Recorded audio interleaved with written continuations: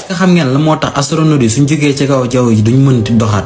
astronautes yi mooy ñoo xamante ne dañuy dem dans l'espace pour def des recherches pour découvrir des choses. ñoom kat suñ ñibbisee sur terre duñ mën di dox duñ mën a def yenn activités yi comme ñun nu ñuy def. loolu nag lu koy waral mooy dans l'espace foofu kat amul gravité comme fii nu mu amee gravité. pour ñu xamul gravité mooy lan sur terre dafa am benn gravité dafa am loo xamante ne nii moom moo ñuy téye ci suuf si maanaam lépp loo sànni day wadd ci suuf si. par contre nag dans l'espace foofu amul gravité foofu kat lépp loo gis su demee bu foofu rek day flotter. donc loolooy waral ñoom suñu nekkee dans l'espace ñoom kat duñ dox dañuy flotter kese.